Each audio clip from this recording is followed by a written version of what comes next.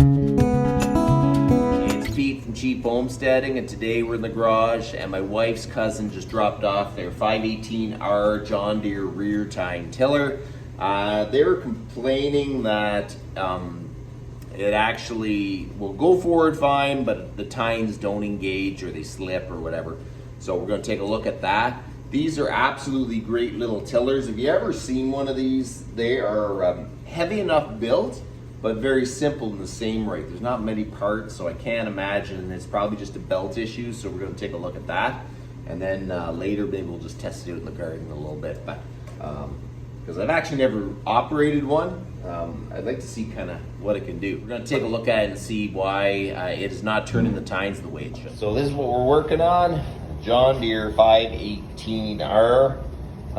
It's got a 5 horsepower Briggs motor.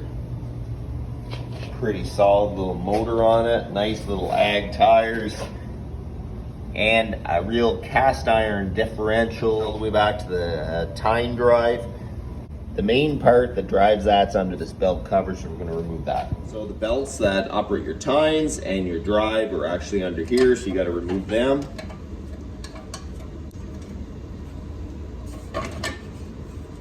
Now we're going to check this. If I push this, the belt is still loose. So like the belt is stretched and wore, and the cables aren't pulling enough on it. So you can adjust them, but there's a little bit of adjustment here, but it's out of adjustment back here. So the drive belt we probably should replace. And then when I move the actual Tine drive, it really barely moves. So we're gonna have to lube up the pivots so this will want to return good, but there's not enough stroke to actually make this tight. So we're probably gonna replace both belts, adjust them up, and this thing will run good. Okay, to get this off, first you gotta work the belt off. And that'll come down, reach underneath the first belt down. Now we gotta remove this belt to get all the belts out. Fish the belt off here. We're gonna get it off the tensioner up here. And then now we can pull both belts out. We tracked down some belts. They're Continental outdoor power equipment belts. They seem like pretty decent belts. The John Deere ones were kind of hard to track down, and I was,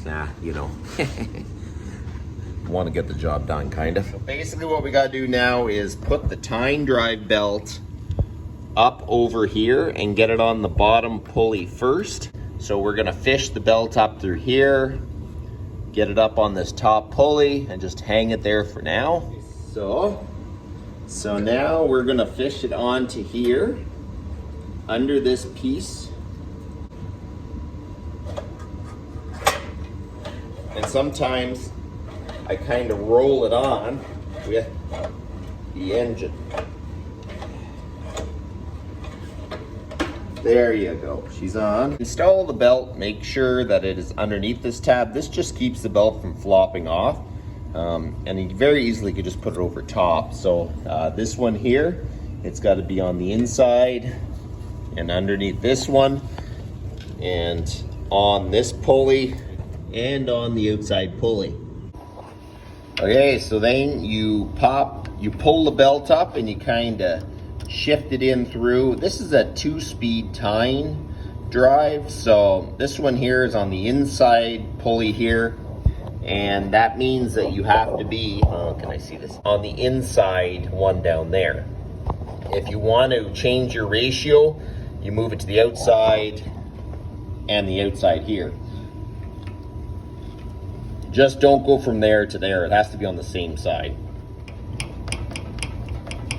Okay, so I should have done this before, but you want to lube all the pivots for your drives. Make sure that everything can return good. Okay, so now we got the belts on, but we're gonna adjust the belt tension. See, this one here is right to the end. You can't get any farther. So we are just going to adjust this one a little bit.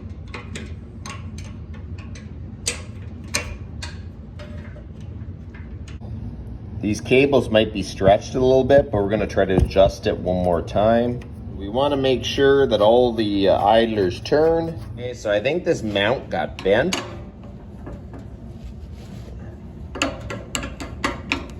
So then when you pull on this, you get less stroke. So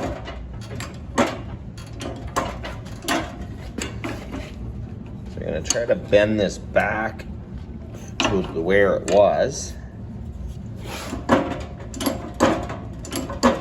So it definitely pulls farther than it did before.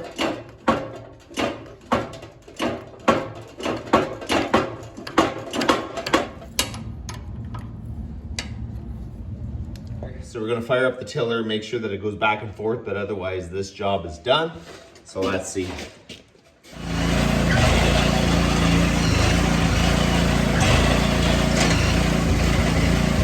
So there you go, the old John Deere's up and running. It was just belts. This engine runs like a top, really. Those old little Briggs and Strattons run good.